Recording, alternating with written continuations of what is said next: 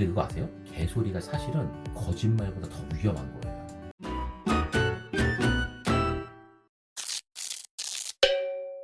안녕하세요, 다정환입니다. 오늘 이야기할 책은 개소리에 대하여입니다. 2016년 10월에 출간됐고요. 지은이는 해리 프랭크퍼트, 이분이 프린스턴 대학교에서 철학과 명예 교수라고 합니다. 이 책은 그렇게 크지도 않고요, 두껍지도 않아요. 그래서 쉽게 읽을 수 있었어요. 재밌을 것 같다면 직접 읽어보시는 걸 정말 추천드립니다. 자, 바로 내용으로 들어가 볼게요.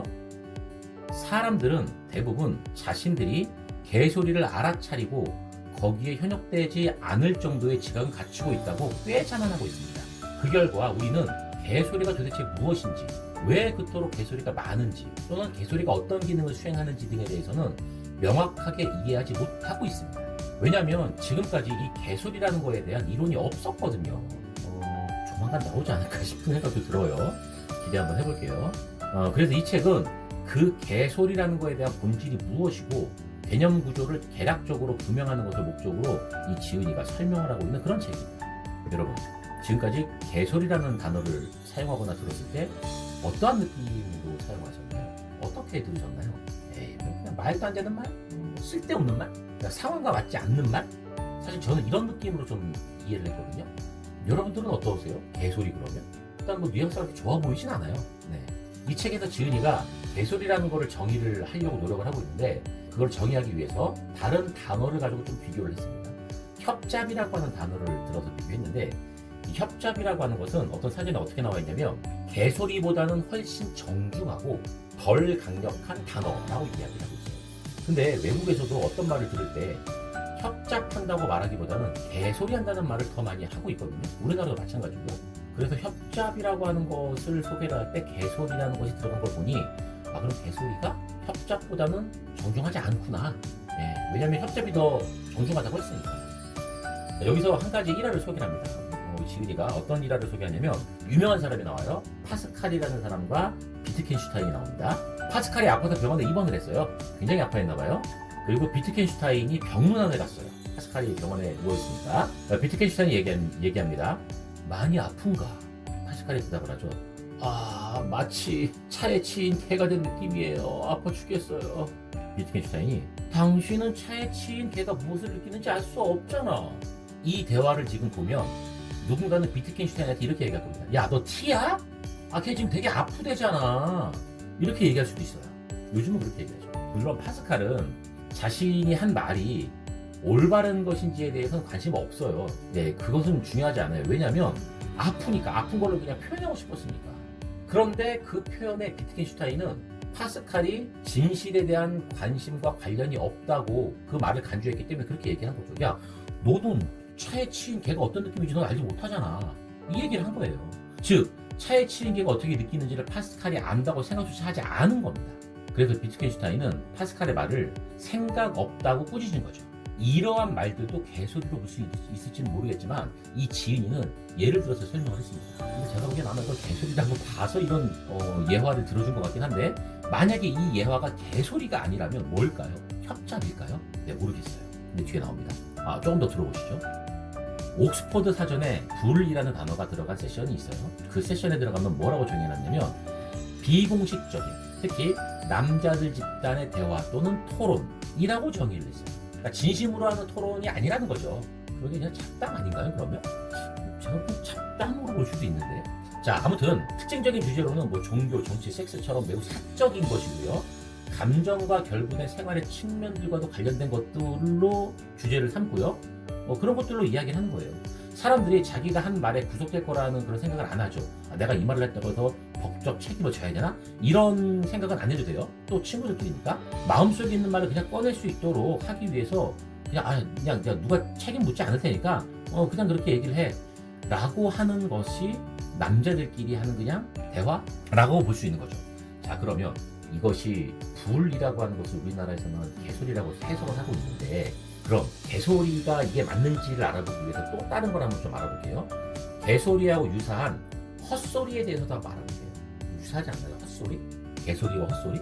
자, 헛소리는 있는 채 하는 가식이 없다는 점에서 개소리하고 조금 다르다고 합니다. 그러니까 잘 생각해 보시면, 자신이 뭔가라도 있는 채 하거나 아는 채 하는 거, 이런 모습 이렇게 떠오르시죠? 개소리를 하는 것은 일종의 허세를 포함한다고 이야기하고 있어요. 그러니까 헛소리는 그런 게 없고 개소리는 자신이 뭐가 좀 된 것이냐, 있는 체 한다거나 아는 체 한다거나 이런 것이 포함된 것을 개소리라고 한다. 그러니까 거짓말을 한다라기보다는 허세를 부리는 거에 가까운 거예요. 개소리가. 개소리의 본질은 거짓이라는 데 있는 게 아니에요. 그런데 가짜라는 게 중요한 겁니다. 거짓과 가짜는 조금 다를 수 있어요. 자, 예를 들자면 이런 거죠. 위조품. 이건 뭐 잘못됐죠. 일단 뭐 위조품이니까. 위조품에서 잘못된 것은 그것이 어떻게 생겼는지가 아니에요. 우와, 정말 똑같다. 감쪽 같은데 이런 게 아니라 그것이 어떻게 만들어졌느냐가 더 중요하다는 겁니다. 자, 조금씩 개소리에 대한 정의를 여러분들도 한번 나름대로 한번 해보시길 바랍니다. 그리고 사람들은 만약 어떤 상황에서 내가 조금 불리한 상황에서 개소리를 해서 그 상황을 만약에 헤쳐나갈 수 있다면 절대로 거짓말을 하지 말라고 얘기합니다. 왜 그럴까요?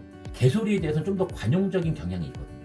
사람들은 개소리를 개인적인 모욕으로 어떠한 받아들이는 경향이 많지 않기 때문에 그래요. 네, 그러니까 그냥 우선 그냥 거짓말은 들통이 나면은 쟤 거짓말했네 저거 라고 하면서 좀 비난이 쏟아지거나 욕을 먹을 수가 있는데 개소리에 대해서는 그렇게 안 해요. 그냥 어깨머리 쓱 하고 그냥 그러고 넘어갈 수 있다는 거죠. 거짓말이라는 건 하고 나서 실패를 하면 굉장히 수치스럽지만 개소리나 실패를 하더라도 그냥 관용이 돼요. 뭐 개소리에 대해서 정색하고 달려들면 야 웃자고 한 말에 죽자고 달려든다고 역경을 받기도 해요. 자, 여기서 지은이가 아주 좀 진지하게 이야기를 하는 부분이 있는데 사람들은 개소리가 실패의 책임에서 상대적으로 자유롭다는 점을 깨닫고 개소리의 무책임을 누리기 위해서 말해서 진실의 진실일치, 진실의 내용을 희석시킨다고 이야기합니다. 개소리로 돌파할 수 있는 곳에서 굳이 거짓말을 할 필요가 없다는 거, 여기에 그 이유가 있는 거예요. 근데 그거 아세요? 개소리가 사실은 거짓말보다 더 위험한 거예요.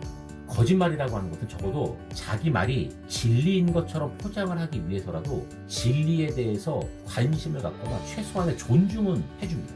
그런데 개소리는 자기 말이 진리든 거짓이든 상관이 없는 거예요. 진리 자체에 대해서 그냥 관심이 없어요. 무관심해요. 그러니까 이런 말이 나온 거죠. 사랑의 반대는 미움이 아니다. 무관심이다. 그리고 진리의 적은 거짓말이 아니다. 그건 뭐다? 개소리다. 진리에 관심이 없다. 무관심하다. 이 상태까지 가기 때문에 더 위험하고 무섭다고 얘기를 하는 겁니다. 또 개소리의 특징이 이런 게 있어요. 거짓말보다 편하죠. 왜냐하면 거짓말을 한번 하려면 이게 쉽지가 않아요.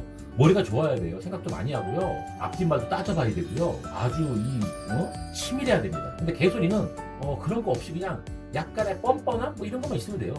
얼굴에 철판 깔면 된다는 얘기예요. 그러다 보니까 우리는 개소리하고 거짓말을 많이 사실 좀 혼돈하고 있어요. 그게 사실이에요. 어떤 분들은 이런 표현도 하시더라고요. 개소리는 똥과 같다. 에이? 똥? 지저분하다는 뜻이 아니라 똥이라고 하는 것은 우리가 만들려고 설계를 한다거나 수공예로 만든다? 사실 이런 게 아니라 그냥 나오는 거예요. 인간이 사람이 음식을 먹으면 음식에서 영양분을 다 몸속에서 흡수한 다음에 영양분이 빠진 상태로 배출되는 게 똥이거든요. 즉 영양분이 없는 영양분의 관점에서 봤을 땐 시체인 거죠. 자, 영양분이라고 하는 것을 정보라고 우리가 생각한다면 여기에 대입할 수 있는 거예요. 우리가 어떤 말을 했는데 영양분이 없어요. 정보가 빠진 거죠. 이게 똥이나 마찬가지인 거잖아요. 그게 개소리라는 거죠. 왜? 정보에 관심이 없다고 했으니까. 진리에 관심이 없다고 했으니까. 음식에서 영양분을 빼면 똥. 음식의 시체인 거고요. 지식에서 영양분을 뺀 거는 똥. 그것도 마찬가지예요. 근데 지식의 시체인 겁니다. 이게 개소리라고 얘기를 하는 거예요. 저 이렇게 설명하시는 분 이야기 듣고 완전히 공감했습니다. 개소리는 지식의 똥이다. 지식의 시체다. 아직 개소리라고 하는 거에 대한 정의가 이론이 없다고 말씀을 드렸습니다.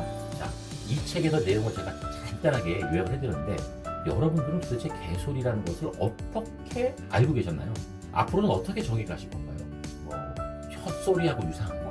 또 여러분이 알고 있는 어떤 것과 비교를 해보시면서 구분 지어봐도 좀 좋은 경험이 될 거라고 생각합니다. 여러분들만의 이 개소리라고 하는 거에 대한 한번 정의를 한번 만들어 보시고 누가 이런 거를 많이 사용하는지 필요하다면 차라리 거짓말보다는 이런 것이 나올 수도 있겠다 라고 하는 것을 잘 이용해 보시는 것도 좋을 것 같고요. 특히 책임에서 조금 자유로울 수 있다면 오히려 부부싸움이나 아니면 잘못을 숨기고 회피하고 아주 안 좋은 상황을 모면하려고 할 때, 피하려고 할 때 그럴 때 개소리를 한번 잘 사용해 보시는 것이 어떨까 굉장히 도움이 잘 되지 않을까라는 생각까지 한번 해봤습니다.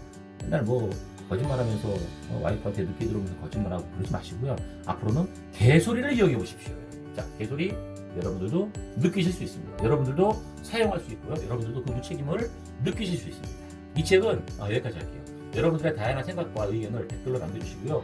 좋아요, 구독도 부탁드리겠습니다. 자, 지금까지 다정한이었습니다. 감사합니다.